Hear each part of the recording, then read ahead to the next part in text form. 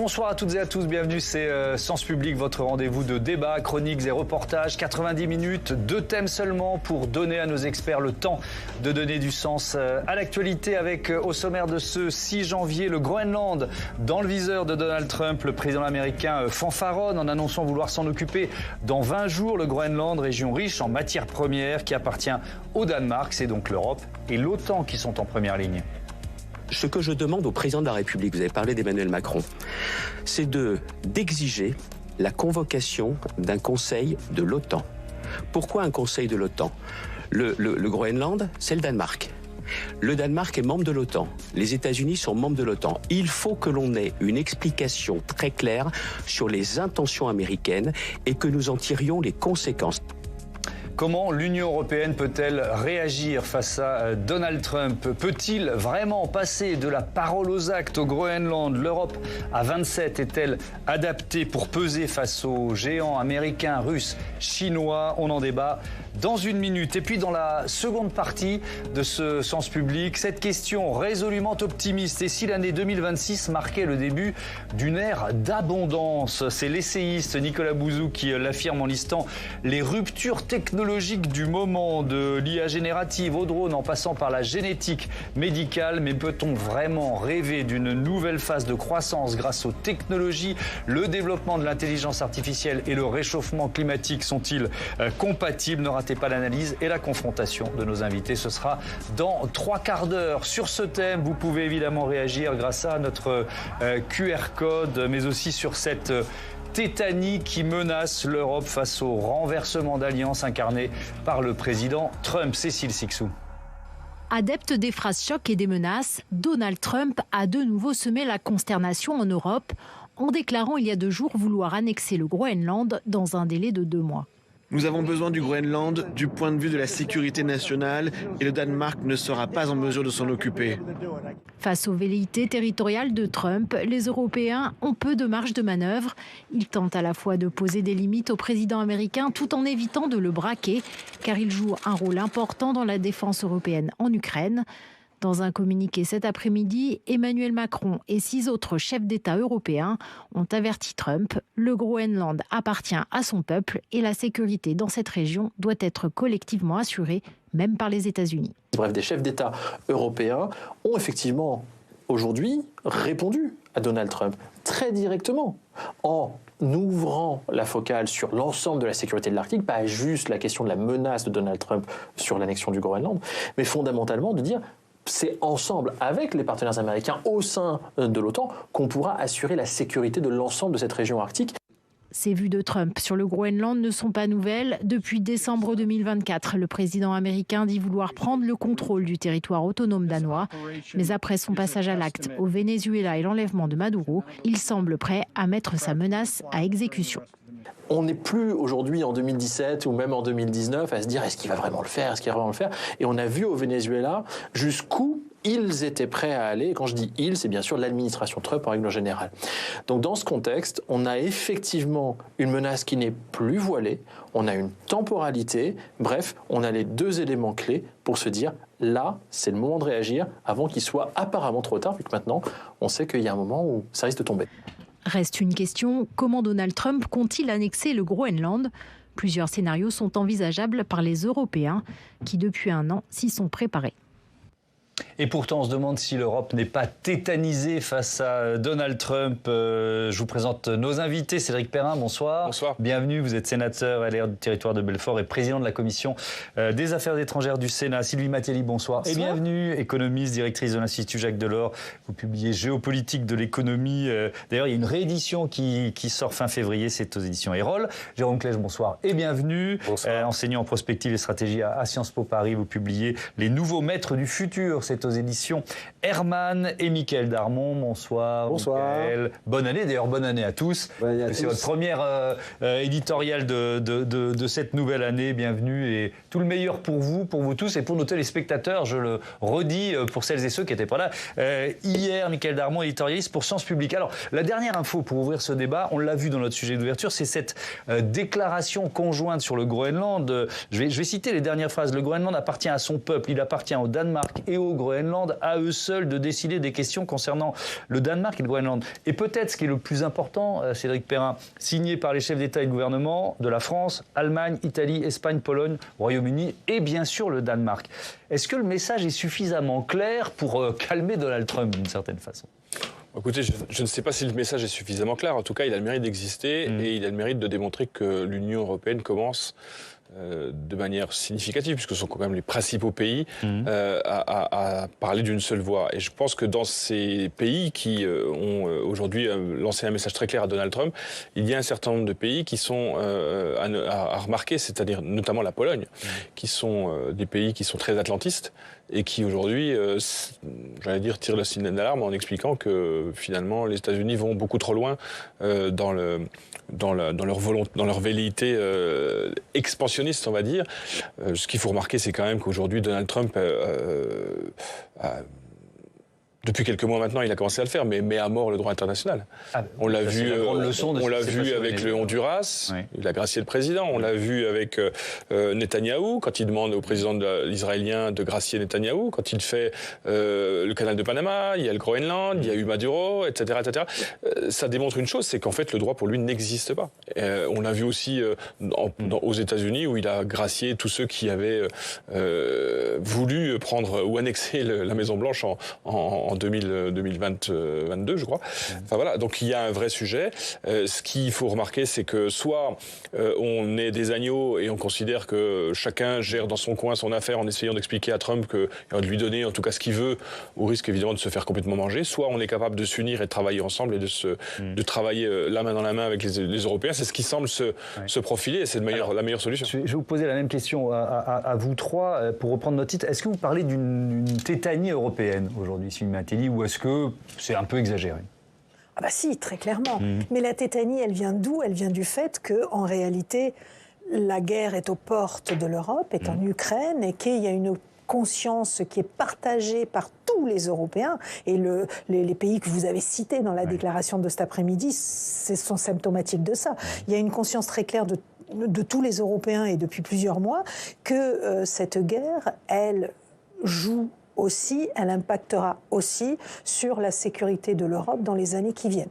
La sécurité de l'Europe, parce que si la Russie prend le dessus en Ukraine, bien évidemment, qui sera le suivant, et certains parlent de l'Estonie, etc., mais également parce que si la Russie prend le dessus en Ukraine et contrôle l'Ukraine, eh bien la Russie sera à la tête des deux armées les mieux préparées à la guerre qu'abrite aujourd'hui le territoire européen. Donc c'est quand même quelque chose de fondamental. C'est vrai que toutes les armes qu'on livre à l'Ukraine depuis... Et en plus, avec toutes les armes qu'on l'a livrées et qui reviendraient dans les mains de Vladimir Poutine. Donc il est très clair qu'il y a cette ligne rouge qui est totalement infranchissable, et pour ça, on a besoin du soutien américain.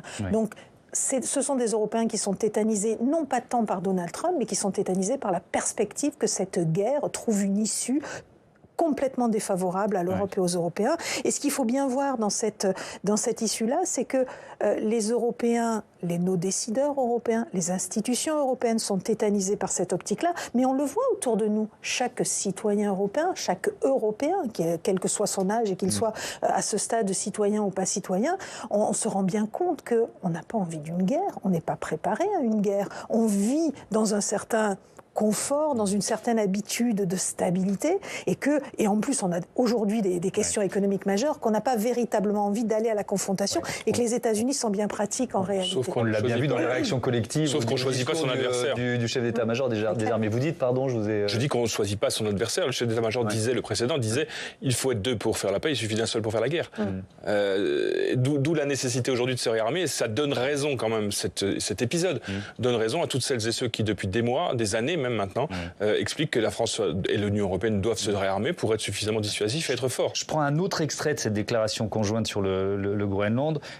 Donc nous et de nombreux autres alliés, je rappelle la liste des pays, France, Allemagne, Italie, Espagne, Pologne, Royaume-Uni, Danemark, avons renforcé notre présence, nos activités, nos investissements afin de garantir la sécurité de l'Arctique et de dissuader les adversaires. Le Royaume du Danemark, y compris le Groenland, fait partie de l'OTAN. Jérôme Klech, en quoi on a renforcé un éventuel déploiement militaire, même si on peut focuser sur la France. Est-ce qu'on a déployé plus de soldats? Est-ce qu'on a fait plus de manœuvres ou plus de tests dans cette région? Il y a des exercices réguliers de l'OTAN autour de la zone arctique, bien sûr, parce que ça fait déjà quand même 7 ans, au bas mot, que les chercheurs en matière de prospective, notamment, savent que la question de l'Arctique et du Groenland se posera. Et dans les termes exacts dans lesquels elle se pose aujourd'hui. Bon, c'est heureux, ça avait été envisagé, mais il n'y a rien eu de fait véritablement. Qu'il faille se réarmer, c'est évident. Maintenant, est-ce qu'il y a, j'allais dire, une concentration d'efforts spécifiques autour du Groenland et de l'Arctique? Pas véritablement. En fait, il y a une prise de conscience pour se réarmer.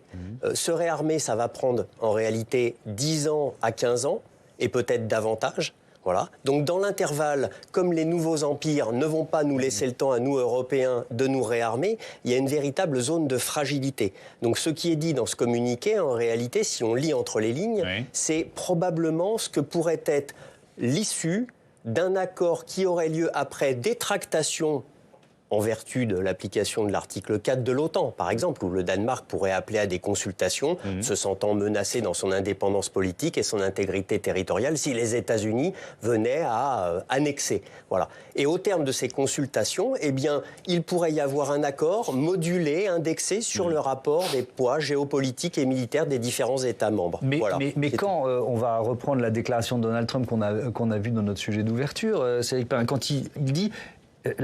Il parle de sécurité nationale pour justifier une éventuelle action au Groenland. Que vaut cet argument? Mais il y a déjà 2000 militaires américains au Groenland. Pour 57 000 habitants, je le rappelle. Ce qui est clair aujourd'hui, dans ce que vous nous avez expliqué tout à l'heure, c'est que les déclarations des Européens, même si on peut effectivement considérer qu'elles ne sont pas suffisantes, permettent au moins de dire une chose à Donald Trump, c'est que le coût serait disproportionné s'il décidait d'annexer d'une manière ou d'une autre le Groenland. Et je pense que c'est ça le message qu'il faut expliquer. Et puis moi, je reste persuadé qu'il existe encore aux États-Unis des cordes de rappel. C'est-à-dire que Donald Trump, évidemment, fait une politique qui nous surprend tous et qui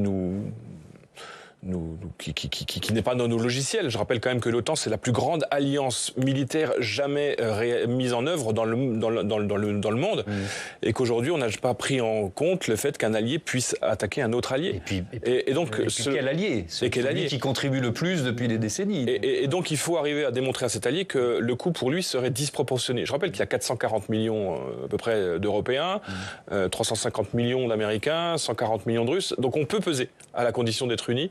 Ça pose la question du statut de l'UE à 27 et de son fonctionnement. Mais il faut quand même être un peu positif de temps en temps et se dire qu'on n'est pas non plus un petit vermicelle à 27. Et effectivement, on est aussi un marché, on l'a souvent dit sur ce plateau, qui compte pour les entreprises à la condition américaines. Oui. Merci de participer à l'émission toutes et tous. Jasmine de Bourg-en-Bresse qui nous dit c'est peut-être naïf, mais pour moi le Groenland est une immense étendue de glace. Est-ce qu'on peut dire clairement ce qui fait sa valeur aujourd'hui? Sylvie Matelli, qu'est-ce qui intéresse Donald Trump?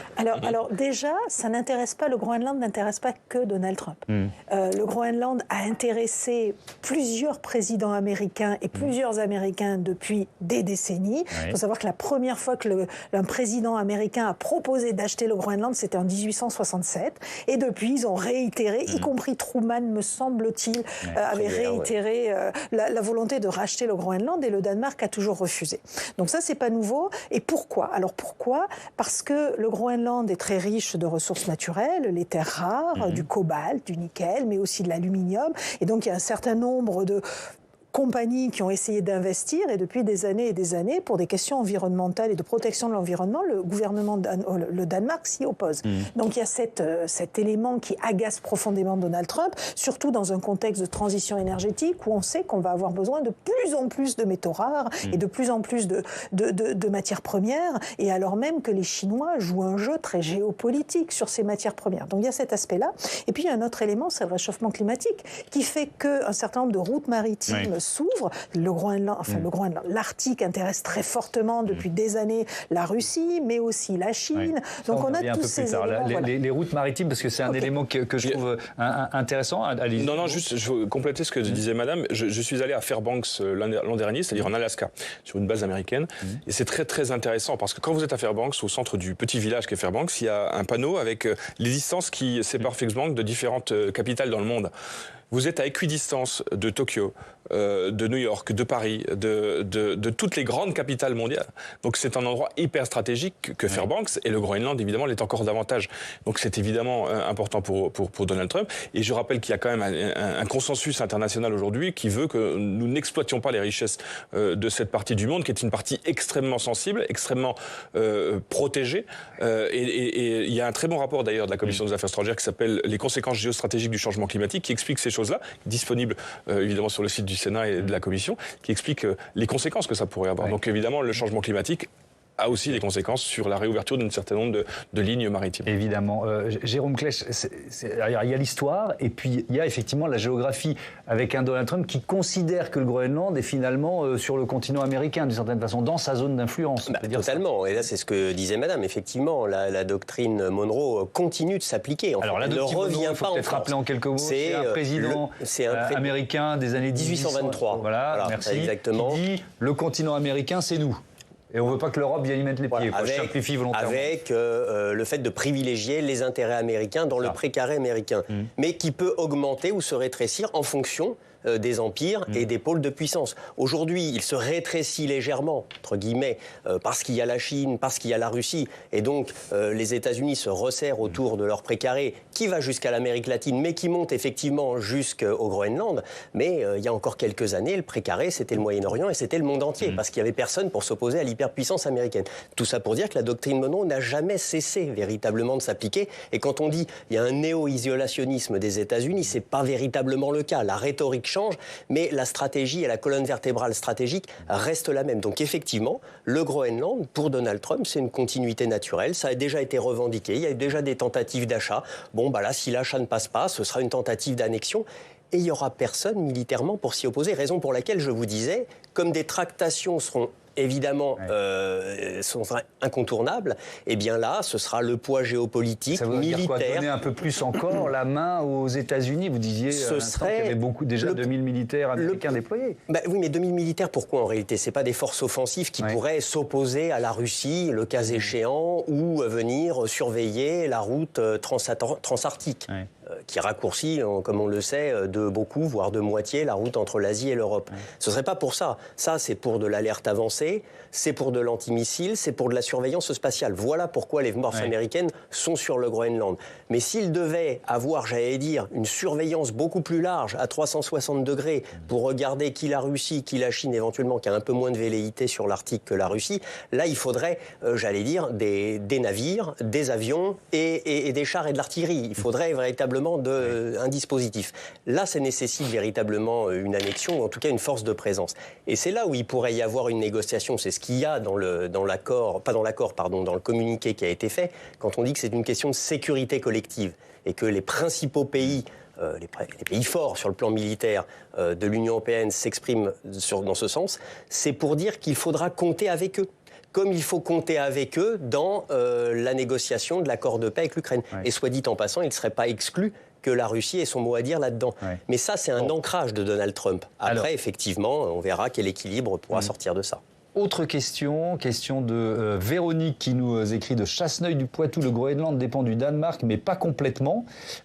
Qui décide vraiment en cas de crise ? Pour répondre à votre question, je vais faire appel à Quentin Calmet qui va nous parler du statut du Danemark. Bonsoir Quentin, bienvenue à vous. Bonne année. Je réserve une bonne année à tous nos chroniqueurs en ce début d'année 2026. Alors, votre mission, c'est de définir le statut du Groenland. Voilà, alors déjà, on peut dire que l'île est une ancienne colonie danoise. Et il y a eu plusieurs étapes dans son émancipation vis-à-vis du Danemark au cours du XXe siècle. Par exemple, depuis 1979, le Groenland bénéficie du statut de communauté autonome avec un gouvernement local autonome pour ce qui concerne l'éducation, la santé, les infrastructures et la politique sociale. L'île qui a également obtenu plus de contrôle sur ses ressources minières à ce moment-là, en 1979. Deuxième grande date à retenir pour le Groenland, c'est 2009, à la suite d'un référendum en 2008. L'île obtient la gestion de ses affaires internes, le droit de signer des accords internationaux, de participer à des organisations internationales. Le Groenland qui prend alors le contrôle de ses ressources naturelles, y compris les minerais, le pétrole, les ressources maritimes. Et c'est également à partir de cette date que le groenlandais devient leur langue officielle. Et quel est le lien entre le Groenland et l'Union européenne? Eh bien, le Groenland est considéré comme faisant partie d'un groupe des pays nordiques par son attachement au Danemark. Même si, on l'a dit, il est dans l'aire géographique de l'Amérique du Nord. Et il fait également partie de ces 13 pays et territoires d'outre-mer européens, les PTOM, un ensemble de dépendances et de territoires ultramarins qui entretiennent des liens constitutionnels avec un État membre de l'Union européenne sans faire partie de l'UE. Parmi ces 13 territoires, il y a par exemple la Nouvelle-Calédonie et la Polynésie française pour la France. Les habitants du Groenland qui disposent ainsi d'un passeport de l'Union européenne, un passeport danois, même si l'île est elle-même sortie, et c'est là que ça se complique, de la zone Schengen en 1985. Et enfin, c'est à noter, l'île est très dépendante des fonds versés par le Danemark, puisque ces fonds représentent 60% du budget du Groenland et près d'un quart de son PIB. Merci beaucoup, Quentin, pour tous ces détails. Sylvie Matelli, on a beaucoup parlé là de l'intérêt américain. Vous nous avez dit qu'il y avait d'autres pays qui étaient intéressés. Est-ce qu'il y a des menaces au-delà de l'économie? Est-ce qu'il y a des menaces d'autres pays sur le Groenland? Est-ce qu'on peut évaluer ça? À ce jour, il ne me semble pas. Parce que c'est ce que justifie, c'est ce que Donald Trump argumente pour justifier une éventuelle montée en puissance. Je pense stratégique. C'est plus l'aspect stratégique. Je pense que c'est plus compliqué que ça, parce que Donald Trump, l'argument sécurité nationale, il l'a employé, y compris en 2018, quand il a lancé sa première guerre commerciale contre le Mexique, le Canada, la Chine et autres. Donc c'est pas des menaces de sécurité qui pèseraient sur le Groenland, c'est le besoin, comme ça a été dit tout à l'heure, le besoin de disposer du Groenland pour faire de l'observation, pour assurer la sécurité des États-Unis. Est-ce que les Russes ont des visées sur le Groenland? La Russie a quand même des actions sous-marines, c'est-à-dire que les sous-marins, les patrouilles sous-marines sont nombreuses autour de l'Arctique. Il y a aussi des moyens de ce qu'on appelle de déni d'accès, éventuellement. Ça veut dire quoi, ça? De déni d'accès, c'est pour empêcher l'accès à une zone. Donc ça peut se faire avec des moyens de défense solaire, soit au sol, soit de façon embarquée. Là, c'est de façon embarquée. Et donc les Russes ceinturent quand même l'Arctique. Et puis il faut se souvenir qu'il n'y a pas si longtemps que ça, ils ont quand même planté un drapeau sous la banquise. Donc les grands fonds, c'est quelque chose, d'ailleurs, une capacité que maîtrise la Russie, sans doute aussi bien que les États-Unis. Voilà, donc cette capacité d'action navale, elle est réelle. La Chine, beaucoup moins pour le coup. Mais la Russie justifie, l'action de la Russie justifie déjà le fait qu'il puisse y avoir une velléité de contrôle autour de cette ceinture-là. Et puis encore une fois, il y a l'accès aux ressources, et ça, c'est fondamental. Ça reste le point numéro 1. Soit dit en passant, on oublie aussi, d'un point de vue prospectif, on en reparlera peut-être dans 15 ans, que c'est quand même le Groenland 10% des réserves d'eau douce mondiales. Aujourd'hui, l'eau douce, c'est peut-être un sujet pour les pays en voie de développement, pas pour les États-Unis, ni encore pour l'Europe. Mais il y a 15 ans, les terres rares, c'était un sujet pour personne. Il y a 15 ans, sur ce plateau, terres rares, personne ne connaissait le mot. Voilà. Et si je me souviens bien, sans faire offense à qui que ce soit, la France, dans les années 90, la France était leader mondial de la raffinerie ou du raffinage des terres rares. Bon, ça prouve peut-être qu'il n'y a pas grand monde d'autres qui s'y intéressaient. Bref, on ne va pas rouvrir le débat sur les terres rares qu'on a déjà fait ici. En revanche, je veux bien qu'on ouvre la question de ces nouvelles routes maritimes, Cédric Perrin. À quel point ça change la donne, peut-être notamment pour un autre géant comme la Chine? Je vous parlais tout à l'heure du rapport de la Commission des Affaires étrangères et de la Défense sur les conséquences géostratégiques du changement climatique. Alors, ce rapport, il date de 2015, mais il était intéressant. Il démontrait d'abord que, d'un point de vue exploitation pétrolière dans le Grand Nord, chose que beaucoup de pays se sont interdits toujours, on estimait que le prix du baril nécessitait d'être à minima à $100 pour que ce soit rentable, en tout cas que l'exploitation pétrolière dans le Grand Nord soit rentable. Je crois que Obama, qui avait donné une autorisation d'exploitation pétrolière dans le Grand Nord à Shell, l'avait retiré quelques mois après. Donc il y a quand même une prise de conscience chez un certain nombre de dirigeants de la fragilité de l'écosystème dans le Grand Nord. Vous me disiez tout à l'heure qu'il y a 10% des réserves d'eau douce. Et puis, évidemment, on imagine tous qu'une marée noire dans ce secteur serait une catastrophe mondiale absolument terrible. Il y a aussi le fait que les Russes maîtrisent, du fait de la présence territoriale et des eaux territoriales russes, une partie de ce flux qui pourrait passer par le Grand Nord. Et puis, il y a aussi ne le nions pas, une grande difficulté aujourd'hui à exploiter cette route parce qu'elle est encore sous les glaces. Oui. Alors, évidemment, on a une vision prospective à moyen terme, mais les Russes sont massivement investis dans des brises brise-glace, ils ont massivement investi dans la maîtrise de ces territoires, et donc on est, si on devait passer par cette voie-là, largement dépendant des Russes. Mais l'avenir, c'est pas 10-15 ans, c'est beaucoup plus que ça, et on imagine que peut-être les voies s'ouvriront à nouveau, et elles diminueront considérablement, évidemment, le temps de passage entre la Chine et l'Europe et les États-Unis. Mais ça veut dire, Sylvie Mattei, que Donald Trump veut s'offrir la possibilité, en contrôlant le Groenland d'une façon ou d'une autre, de fermer cette route ou d'avoir la main sur cette nouvelle route maritime, éventuellement ? Très certainement. Après, est-ce qu'il a jusqu'à cette analyse-là ou est-ce qu'il est dans la logique ? Moi, je pense que Donald Trump, alors il a des conseillers autour de lui qui ont cette vision-là, mais si on ne parle que de Donald Trump à proprement parler, lui, il voit tous ces présidents à qui on a refusé de vendre le Groenland et il se dit, moi, je l'aurai. Il veut être celui qui réussit. Voilà, j'y arriverai. Après, il y a les terres rares, après, il y a des enjeux de sécurité, mais il y a aussi cet élément-là qui joue de manière extrêmement importante. Il y a quand même le fameux drill, baby, drill, c'est-à-dire forêt, baby, forêt. On a vu ce qui se passe au Venezuela, on a vu les bateaux au large du Guyana avec la première réserve pétrolière au Groenland. Il y a l'enjeu environnemental dont vous avez parlé. Oui, mais je pense pas que ce soit quelque chose qui très compliqué. Je ne pense pas que ce soit quelque chose qui repousse Donald Trump. Enfin, je ne pense pas que son principal souci ce soit celui de l'environnement. Malheureusement. Là-dessus, ensuite, on s'intéresse à la réponse des démocraties qui n'est pas simple. Quand on parle du changement climatique, c'est évidemment la fonte des glaces qui permet l'ouverture de la route transarctique. Celle de l'Est et de l'Ouest existe déjà, mais ce serait la route transarctique, voilà, pour être précis. Et ça permet effectivement une exploitation beaucoup plus simple, en fait, des ressources sur le continent lui-même, en réalité. Voilà. Et l'exploitation de ces terres rares et des autres minéraux, parce qu'il n'y a pas que les terres rares. Vous parlez du zinc, du fer, ce sont autant de matières premières qui sont nécessaires pour réindustrialiser l'Europe, par exemple. Alors, on a ce leader populiste, ces leaders populistes qui grignotent les institutions, on l'a évoqué tout à l'heure, s'attaquent à la justice, aux médias, aux droits fondamentaux, au droit international. Et cette question centrale, Michael, que peuvent faire les démocraties ? Alors écoutez, pour bien commencer l'année, on va citer une phrase attribuée au scénariste philosophe Michel Audiard. Quand un gars de 130 kilos vous parle, celui de 60 kilos écoute. Oui. Voilà. Et en termes plus politiques, en clair, les démocraties européennes, eh bien, avec la paralysie comme doctrine, ça ne pèse pas. Alors la litanie, elle est connue, on condamne fermement, on exprime une vive préoccupation, on maintient un dialogue, mais pendant ce temps, les lignes rouges deviennent roses et puis finalement s'effacent. Il y a quelques mois, septembre 2025, le président Macron s'opposait très vivement à la tribune de l'ONU au président américain qui venait de fustiger le fonctionnement de l'institution. Les Nations Unies, c'est nous, a déclaré notre président Cyrano, après l'opération, et voilà, il y a quelques jours, de la capture du dictateur Maduro. Et ben, Emmanuel Macron, tout simplement, a pris acte très sobrement du coup de force trumpien, même s'il a ensuite recadré en Conseil des ministres. Tout comme d'ailleurs l'interdiction, on s'en souvient peut-être, de Thierry Breton de pénétrer sur le territoire américain parce qu'il a régulé ancien commissaire européen, parce qu'il a régulé l'influence des grandes plateformes numériques, les GAFA, a donné lieu à quelques protestations au pied du sapin, et puis c'est fini. Les populistes renversent les tables, et face à eux, les démocraties européennes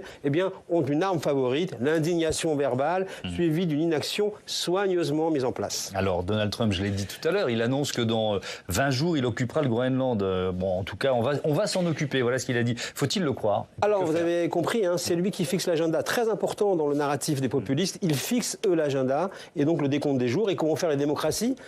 Cocher les cases de ce calendrier de l'avant du chaos. On prend la mesure ou pas ? Le territoire du Groenland fait partie du Danemark, les USA également. Le Danemark, membre de l'OTAN, comme les USA, serait donc kidnappé par un autre membre de l'OTAN. Faut-il inventer un article 5 interne de la défense d'un pays qui serait attaqué par un autre membre ? Qu'est-ce qu'on préfère ? Les ours polaires version Groenland ou les ours polaires annexés américains? Ne pas prendre Trump au sérieux, c'est l'erreur historique. Parce qu'au lieu de tenter, effectivement, aujourd'hui, de régler des conflits à l'autre bout de la planète, le prochain défi de dans 20 jours, c'est tout simplement de sauver l'Europe, pas avec des communiqués, mais avec des soldats. Il faut une force européenne qui protège le Groenland, et vite, et sans état d'âme. Parce que l'Europe n'ignore pas certainement le danger, c'est vrai, mais elle est engluée dans le fétichisme des procédures. Dès qu'il y a une tempête qui arrive, il est urgent de se réunir. Cette attitude envoie un message très limpide. Tenter le coup de force paye. Et au pire, les agresseurs, qu'est-ce qu'ils récupèrent? Quelques sanctions symboliques, et puis ensuite, ils peuvent continuer. Donc, à force de craindre les conflits politiques, les divisions, eh bien, on ouvre la porte. Les démocraties elles-mêmes et prennent le risque que les démocraties deviennent tout simplement des coquilles vides. La démocratie, vous savez, elle n'est pas fragile parce qu'on ose combattre pour la défendre. Elle est fragile parce qu'on la défend trop tard. Merci, Mickaël. Tiens, une réaction à propos du Groenland, évidemment, et de l'OTAN. C'est celle de Xavier Bertrand, le président de la région Hauts-de-France. Il était sur RTL ce matin. Il demande une convocation rapide. Ça rejoint un peu ce que vous dites du Conseil de l'OTAN. Le Groenland, il n'est pas question aujourd'hui d'attendre et de ne rien faire. Monsieur Trump, je ne sais pas s'il faut le prendre au pied de la lettre, mais il faut le prendre au sérieux. Il a dit dans 20 jours, je m'occupe du Groenland. Alors on n'attend pas 20 jours ou le 21e jour pour se dire, tiens, il est trop tard. Ce que je demande au président de la République, vous avez parlé d'Emmanuel Macron, c'est d'exiger la convocation d'un conseil de l'OTAN.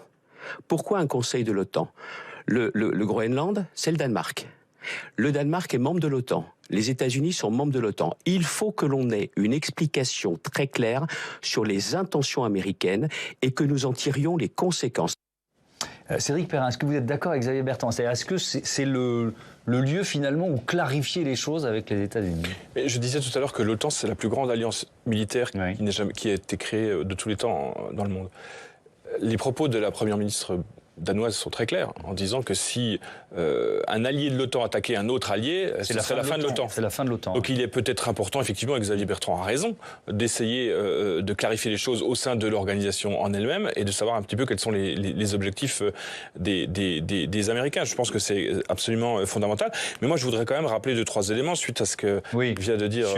Parce qu'on a aussi un certain nombre capacité de réaction des démocraties. Parce qu'on a quand même un certain nombre de problèmes à régler en interne en France. Rappelez-vous, Thomas Hugues, des propos du chef d'état-major des armées devant les maires au mois de novembre. Rappelez-vous la réaction des populistes en France, de LFI, du Rassemblement national. Le Rassemblement national qui passe son temps à nous expliquer qu'on n'est pas suffisamment patriote, qu'on n'est pas suffisamment amoureux du drapeau, et qui le jour où le chef d'état-major vient expliquer qu'il y a quand même un risque majeur et qu'il faut se réarmer pour être dissuasif, lui vole dans les plumes en expliquant que ce type est complètement fou et qu'il veut nous emmener à la guerre. Mais quelle est la situation aujourd'hui ? 1 mois et demi plus tard, 2 mois plus tard, la situation donne raison à celles et ceux qui considèrent qu'il faut augmenter les budgets des armées, se réarmer, non pas pour aller faire la guerre, mais pour être suffisamment dissuasif, suffisamment fort, pour pouvoir être dans une Union européenne où les puissances pourront s'allier, pour être suffisamment dissuasif vis-à-vis de Trump. Et je pense qu'il faut qu'on se fasse un ménage chez nous. Et puis, dernière chose, c'est quand même qu'on a passé 4 mois à essayer de voter un budget, pour qu'à la fin, on nous explique qu'on ne le vote pas, alors que dans le monde, tout est en train d'exploser, que la tectonique des plaques est en train de nous exploser au visage, que les Français, je pense, en ont complètement conscience et que, parallèlement à ça, on est avec des gens qui sont complètement irresponsables et qu'on considère que l'absence de budget n'est pas un problème. Moi, je pense que l'absence de budget est un problème parce que nous attendons notamment pour le budget des armées 6,7 milliards d'euros d'augmentation en 2026, et qu'à ce jour, nous avons 0 d'augmentation et donc que nous sommes complètement démunis et déshabillés pour pouvoir se réarmer. Oui, je pense que la responsabilité des majeures de l'absence de... Et donc je pense qu'avant de vouloir régler les problèmes en Europe, il faut peut-être les régler chez nous aussi. Sylvie Matelli. Oui, peut-être. Moi, je vais revenir sur l'Europe et les faiblesses de l'Europe et des démocraties. On parle beaucoup ces derniers temps de la stratégie de sécurité américaine qui a été publiée fin novembre et qui nous annonçait déjà quasiment le Venezuela, qui parlait également du Groenland et finalement dont on se dit, tiens, c'est l'agenda des prochains mois pour Donald Trump. Je me suis amusée à relire les 2 pages consacrées à l'Europe, puisqu'il n'y a que 2 pages dans cette stratégie consacrée à l'Europe, avant de venir. Et en fait, il y a quelque chose qui est très intéressant, c'est que les Américains dans cette stratégie, ou en tout cas les MAGA, les proches de Trump dans cette stratégie, s'inquiètent de l'affaiblissement civilisationnel de l'Europe et expliquent, et ça c'est particulièrement intéressant, expliquent qu'aujourd'hui l'Europe se sous-estime. Que l'Europe, face à la Russie, l'Europe est beaucoup plus forte que la Russie en termes d'armée, de militaires, etc. Et que c'est quand même dingue que ces Européens aient si peur que ça de Vladimir Poutine qu'il serait temps qu'ils se resserrent. saisissent. Oui, mais pour l'instant, c'est des armées disparates. Et il est bien noté qu'à part le nucléaire, mais les Européens sont forts. Il souligne ensuite, ce qui est intéressant, c'est toutes les forces de l'Europe que soulignent ces Américains-là, en fait. Il souligne ensuite ce grand marché et le fait qu'on ne peut pas rompre complètement avec l'Europe et qu'on doit continuer à travailler avec l'Europe parce qu'il y a du business à faire, c'est l'un des plus grands marchés du monde. Donc, vous voyez, il y a un certain nombre d'éléments que l'on devrait aussi reprendre dans cette stratégie en se disant, mais quels sont les leviers dont nous disposons aujourd'hui pour nous défendre? Parce qu'effectivement, il a longtemps été question d'une guerre, d'un risque de guerre vis-à-vis de la Russie. Si on se met à parler des États-Unis, c'est quand même un autre sujet. Mais sauf qu'on est presque dans une sorte de renversement d'alliance. Et ça, c'est quand même...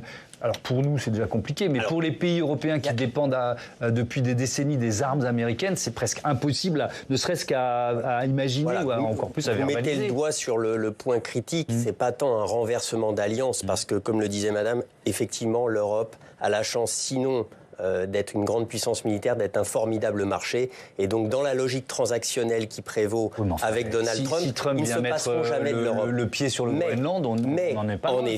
En effet, ça reste une impuissance militaire, puisque ce sont des armées disparates et non pas unies. Voilà, donc ça effectivement, c'est établi. Le point, c'est la dépendance. Et vous l'avez dit, effectivement, 23 des membres de l'OTAN qui sont par ailleurs dans l'Union européenne dépendent pour leur puissance militaire et leur sécurité des États-Unis. Et donc, à partir de ce moment-là, rien ne peut être fait contre les États-Unis. Restent ceux qui ont une forme d'indépendance, donc la France, les Britanniques, dans une certaine mesure quelques autres pays, voilà, et qui peuvent évidemment pas s'opposer militairement aux États-Unis. Je crois qu'il faut enlever ça de la tête de tous les téléspectateurs qui peuvent entendre à droite et à gauche des inepties pareilles. Mais c'est une question posée par... Mais je vous laisse continuer. Fernand de Camp, est-ce que si les États-Unis envahissent le Groenland, une troisième guerre mondiale est possible? Enfin, c'est ce qui... Eh bien non. Oui, mais c'est ce qui dans l'esprit que les téléspectateurs se rassurent. Non. En revanche, là où la puissance militaire compte, c'est que ça donne un pouvoir géopolitique de négociation.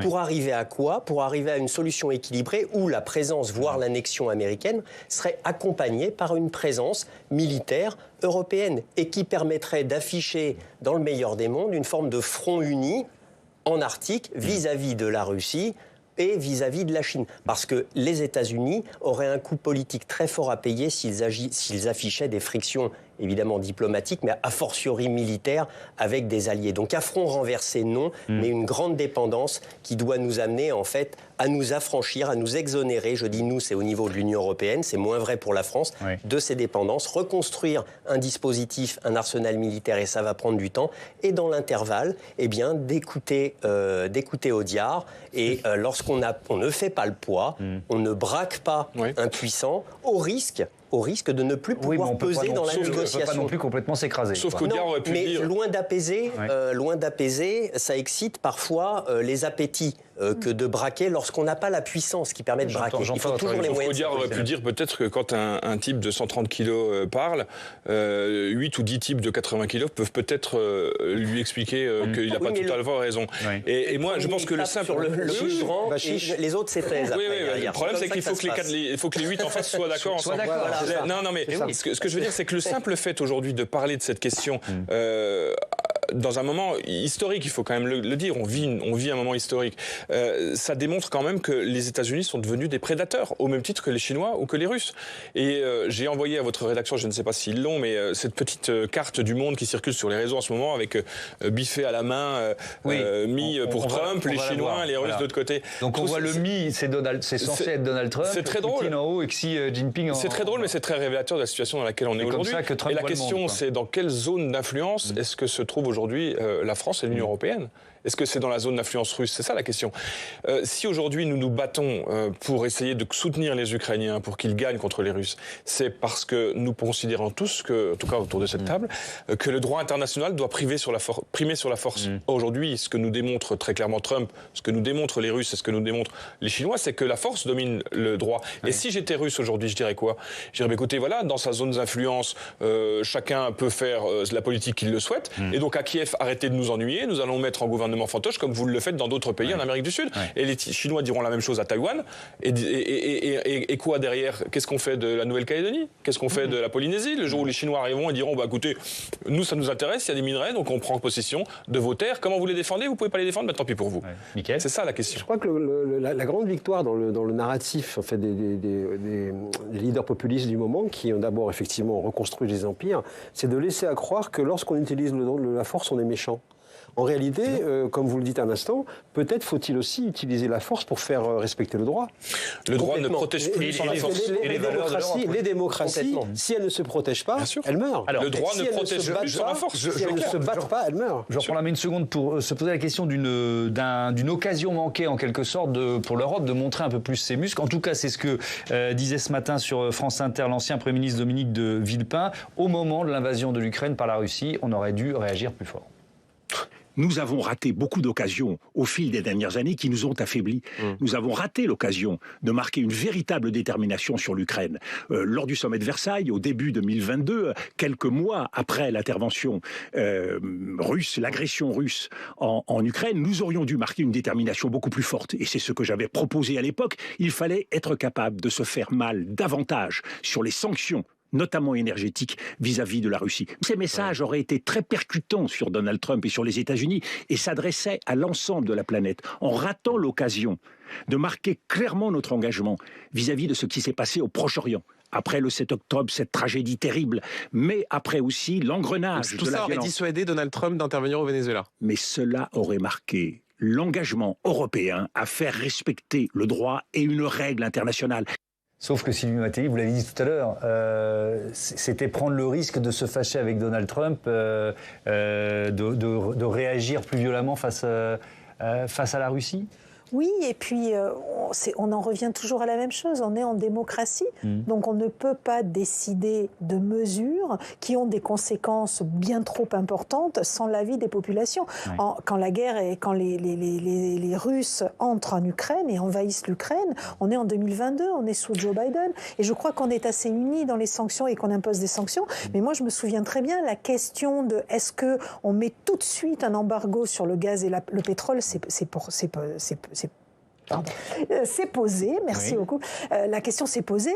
On a attendu. Pourquoi? Regardez la crise énergétique qu'on a eue derrière avec l'augmentation des prix. Donc c'est clair que ça fait toujours très très mal quand on s'oppose et quand on impose sa force. Ça a des conséquences qui dépassent largement la seule décision. Moi je pense que nos démocraties sont faibles et que le point de départ c'est pas celui-là. Le point de départ c'est 2016, Sangaris, Centrafrique, arrivée de Wagner. Qu'est-ce qu'on fait? On plie les Gaules, on s'en va et on les laisse faire. Et derrière, ils arrivent au Mali. On plie les Gaules, on s'en va, on les laisse faire. Alors qu'à ce moment-là, si on avait peut-être montré l'écran, peut-être qu'on n'en serait pas là aujourd'hui. Les Ukrainiens. Non, mais c'est vrai. Le départ, il est là. Il y a une dernière thématique dont je voudrais parler. Vous avez évoqué, Mickaël, le cas Thierry Breton. On va voir, tiens, cet article des Échos qui nous rappelle, que l'ancien commissaire européen, qui était, vous savez, à la tête des textes de régulation en matière d'économie numérique, et bien aujourd'hui, il est potentiellement interdit d'entrer aux États-Unis. La guerre froide numérique est déclarée entre l'Europe et les États-Unis. Sauf que ça va plus loin. Il y a aussi, regardez cet article de l'Express à propos de la condamnation de Marine Le Pen. Des magistrats français dans le viseur de l'administration Trump. Ce sont nos confrères allemands de Der Spiegel qui sortaient cette information. Elle ne sort pas de nulle part. À l'instant, dépêche de nos confrères de l'agence France-Presse, le président du tribunal judiciaire de Paris met en garde contre une éventuelle, je cite, ingérence inacceptable et intolérable après des menaces de sanctions américaines contre les magistrats qui ont traité le dossier pénal du RN. C'est aussi ça, la pression américaine sur les pays européens, les démocraties européennes et notamment la démocratie française. Pourquoi on a vendu Alstom à General Electric en 2014? Parce que Pierucci a été mis en prison et qu'on l'a abandonné là-bas. C'est pas nouveau. Aujourd'hui, c'est beaucoup plus violent et c'est un scandale et on doit le dénoncer, mais c'est au niveau européen que ça doit être traité et pas au niveau français. Le problème, c'est que l'Union européenne, que ça a été dit tout à l'heure, pendant les fêtes de Noël, a expliqué que c'était pas bien et puis derrière on n'en parle plus et ces gens-là continuent de ne plus avoir droit d'utiliser leur carte bleue parce qu'elles sont gérées aux États-Unis. Oui. Il y a un vrai problème. Oui. Sylvie Mattei, parce que c'est pas symbolique, purement symbolique ce dont on est en train de parler pour Thierry Breton. effectivement, peut-être qu'il ne peut plus mettre un doigt de pied sur le territoire américain. Effectivement, mais plus que jamais, on assiste aujourd'hui à un monde où le global rejoint le local, c'est-à-dire les enjeux géopolitiques mondiaux et les décisions et les postures de Donald Trump ont des conséquences et ont un agenda aussi au niveau national. Et là encore, vous reprenez le discours de J.D. Vance à Munich l'an passé, donc le vice-président, vous reprenez la stratégie américaine de sécurité qui a été publiée fin de novembre, etc. Pour les Américains MAGA, l'équipe de Trump, l'Europe est un continent en déclin civilisationnel parce que l'Union européenne, parce que les migrations, parce que... Et donc il s'agit de défendre ceux qui défendent les mêmes valeurs que les MAGA, ceux qui défendent un certain patriotisme et donc qui cherchent à déconstruire l'Union européenne ou en tout cas à construire une Union européenne différente. Donc on est vraiment dans cet agenda-là. Un dernier mot. Oui, pour adosser ça à la puissance militaire à reconstruire, en matière de guerre économique, l'Union européenne et l'Europe en général a une carte à jouer. C'est une terre, ça fait le lien avec votre prochaine émission, d'abondance. D'abondance non pas en terres rares, en énergie, mais en matière de création. Le problème, c'est le passage à l'échelle. Là où il y a des fonds aux États-Unis qui sont à plus d'1 milliard pour investir sur de la création, que ce soit sur le numérique, que ce soit sur l'IA, le quantique, etc., l'ARN messager, je dis ça parce que c'est un domaine d'excellence de la France, pas de l'Europe, de la France en particulier, avec des vaccins éventuellement contre le cancer. Là, il ne faut pas des fonds à 10 ou 100 millions, il faut des fonds d'investissement à plus de 1 milliard et quelques milliards. C'est le passage à l'échelle qui fait défaut. Si on veut de l'abondance en passant de la création à de l'innovation sur le continent européen et faire de la guerre économique, il faut être capable d'avoir ces forces de financement. Une nouvelle ère d'abondance avec un point d'interrogation, c'est le thème du débat qui arrive dans une minute. Merci à tous d'avoir participé à cette première partie de Sens Public. Je vais rappeler, Sylvie Matteli, votre livre Géopolitique de l'économie, nouvelle édition à venir dans quelques semaines aux éditions Erol. C'est fin février. Jérôme Klech, Les nouveaux maîtres du futur, livre publié aux éditions Hermann. À très bientôt sur Public Sénat.